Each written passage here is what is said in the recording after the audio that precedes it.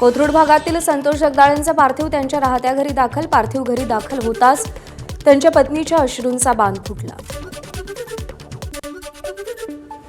जम्मू काश्मीरमध्ये झालेल्या हल्ल्यानंतर अटारी आणि वाघा बॉर्डर पुढील सूचना मिळेपर्यंत बंद. पहलगाम दहशतवादी हल्ल्यानंतर परराष्ट्र मंत्रालयाचे आदेश. पहलगाम हल्ल्यानंतर पाकिस्तानी नागरिकांचा मंजूर व्हिसा रद्द.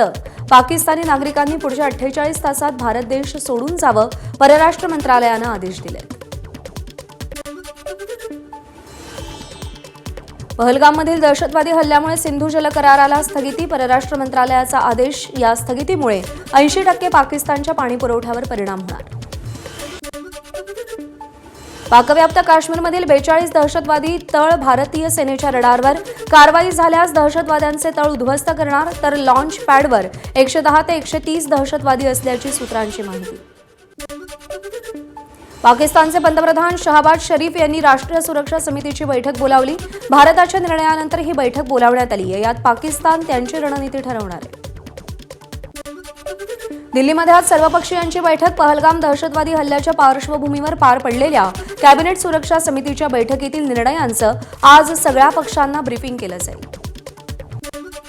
पंतप्रधान कार्यालयाकडून पूर्वनियोजित कार्यक्रम पूर्ववत. पंतप्रधान नरेंद्र मोदी आज बिहारमधील कार्यक्रमात सहभागी होणार. पहलगाम हल्ल्याच्या पार्श्वभूमीवर मोदींचे सगळे कार्यक्रम स्थगित केल्याची माहिती आली होती.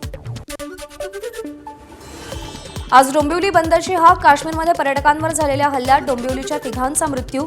या घटनेच्या निषेधार्थ डोंबिवली बंदची हाक. काश्मीरच्या पहलगाम परिसरात झालेल्या हल्ल्याच्या निषेधार्थ मालेगाव बंदची हाक. नागरिकांकडून घटनेचा तीव्र निषेध. सकल हिंदू समाजाच्या वतीनं आज परभणी बंदची हाक. दिवसभर बंद पाळल्यानंतर संध्याकाळी निषेध मोर्चा काढण्यात येणार. आज श्रीनगरहून मुंबईसाठी विशेष विमानांची व्यवस्था. इंडिगोचं विमान महाराष्ट्रातील 83 प्रवाशांना घेऊन मुंबईमध्ये परत येणार. उपमुख्यमंत्री एकनाथ शिंदे श्रीनगरमध्ये दाखल. शिंदेंनी राज्यातील पर्यटकांना परत आणण्याचं आश्वासन दिले. काश्मीरमध्ये अडकलेल्या पर्यटकांना आणण्यासाठी सरकारच्या हालचाली. पहिल्यापेक्षा मोठा सर्जिकल स्ट्राईक होईल. उपमुख्यमंत्री एकनाथ शिंदेंची प्रतिक्रिया. ही आरोप करण्याची वेळ नाही, देशवासियांनी एकत्र यायला हवं. शिंदेंची प्रतिक्रिया. मंत्री गिरीश महाजन. जम्मू काश्मीरमध्ये सरकारी खर्चानं सगळ्या पर्यटकांना महाराष्ट्रात आणलं जाईल.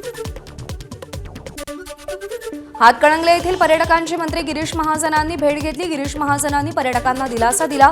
विशेष विमानानं संबंधित पर्यटकांना महाराष्ट्रात आणण्याचे प्रयत्न. जम्मू काश्मीरच्या विमानाच्या तिकिटात तिप्पट वाढ. सरकारनं लक्ष देऊन तिकीट दर कमी करावेत. मनसे नेते अभिजित पानसे यांची मागणी. चंद्रपुरातील नगिनाबाग परिसरातले 7 जण पहलगाममध्ये, 7ही जण सुरक्षित. परतीच्या प्रवासासाठी नागरिकांनी चंद्रपूरचे आमदार किशोर जोरगेवारांशी संवाद साधला. तात्काळ मदत पुरवण्याचे जोरगेवारांचे आश्वासन. पहलगाममध्ये झालेल्या हल्ल्यात मृत रेल्वे कर्मचाऱ्याच्या पत्नीला रेल्वेत नोकरी द्या. माजी आमदार नरेंद्र पवारांची मागणी, तर त्यांच्या कुटुंबाला आर्थिक मदत करण्याची रेल्वेमंत्री अश्विनी वैष्णव यांच्याकडे मागणी. पहलगाममधील दहशतवादी हल्ल्यामध्ये मृत्यू झालेल्या डोंबिवलीतील संजय लेले, अतुल मुने आणि हेमंत जोशी यांच्यावर अंत्यसंस्कार. मुख्यमंत्री देवेंद्र फडणवीसांनी पार्थिवाचं अंतिम दर्शन घेतलं. अंत्यदर्शनावेळी नागरिकांकडून पाकिस्तान मुर्दाबादच्या घोषणा. दहशतवादी हल्ल्यामध्ये मृत्यू झालेल्या पनवेलच्या दिलीप देसलेंवरती अंत्यसंस्कार. कुटुंबियांकडून श्रद्धांजली अर्पण. परवा झालेल्या हल्ल्याचा बदला पंतप्रधान नरेंद्र मोदी घेतील अशी अपेक्षा. कुटुंबियांची प्रतिक्रिया. पहलगाम हल्ल्यामध्ये मृत्यू झालेल्या नौदल अधिकारी विनय नरवाल यांच्यावर शासकीय इतमामात अंत्यसंस्कार. पत्नीसह नागरिकांकडून श्रद्धांजली अर्पण. पहलगाम हल्ल्यामध्ये मृत्यू झालेल्या नौदल अधिकारी विनय नरवाल यांना दिल्ली विमानतळावर नौदलाकडून मानवंदना. हरियाणातील लेफ्टनंट विनय नरवालांचं 7 दिवसांपूर्वीच लग्न झालं होतं. विनय नरवाल यांना नौदलातर्फे मानवंदना. यावेळी पत्नी हिमांशीचे अश्रू अनावर. शेवटचा निरोप देताना तुझी आठवण रोज येईल. पार्थिवाला नमन करताना पत्नीचा कंठ दाटला. नौदल अधिकारी विनय नरवाल यांना मानवंदना. पतीला शेवटची मानवंदना देताना पत्नी हिमांशी नरवालनं जय हिंदची घोषणा दिली. यावेळी उपस्थित सगळ्यांची मनं हेलावून गेली. पहलगाम दहशतवादी हल्ल्याचा जगभरातून निषेध. आता तालिबान सरकारकडून देखील पहलगाम हल्ल्याचा निषेध व्यक्त. पहलगाममध्ये झालेल्या दहशतवादी हल्ल्यामध्ये मृत्यू झालेल्यांप्रती बांगलादेशकडून शोकसंवेदना व्यक्त. दहशतवादाविरोधात जागतिक लढाईसाठी कटिबद्ध असल्याचं बांगलादेश सरकारचं मत. काश्मीरमधील दहशतवादी हल्ल्यात मृत्युमुखी पडलेल्या नागरिकांना मंत्री मंगलप्रभात लोढांनी श्रद्धांजली वाहिली. काश्मीरमधील घटनेचा लोढांनी निषेध व्यक्त केला. काश्मीरमध्ये झालेल्या हल्ल्याचा लातूरमध्ये निषेध. मुस्लिमांनी कॅन्डल मार्च काढत निषेध व्यक्त केला. पनवेलमध्ये मुस्लिम बांधवांकडून काश्मीर घटनेचा निषेध. पाकिस्तान विरोधात मुस्लिम समाजांकडून घोषणाबाजी करत निषेध व्यक्त. सांगली जिल्ह्यातील 24 पर्यटक काश्मीरमध्ये अडकले. सगळे पर्यटक सुरक्षित. जिल्हाधिकारी अशोक काकडे यांची माहिती.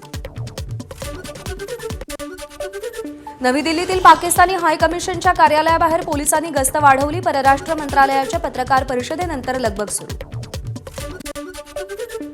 काश्मीरमध्ये झालेल्या हल्ल्यात अकोल्यातील विशाल सांगोकार आणि त्यांची पत्नी थोडक्यात बचावली. जिथे गोळीबार झाला तिथे आदल्या दिवशी त्यांनी भेट दिली होती. जळगावमध्ये राष्ट्रवादी शरद पवार पक्षाकडून निष्पाप मृतांना नागरिकांकडून श्रद्धांजली. यावेळी भारत माता की जय, वंदे मातरम अशी घोषणाबाजी. एबीपी माझा, उघडा डोळे बघा नीट.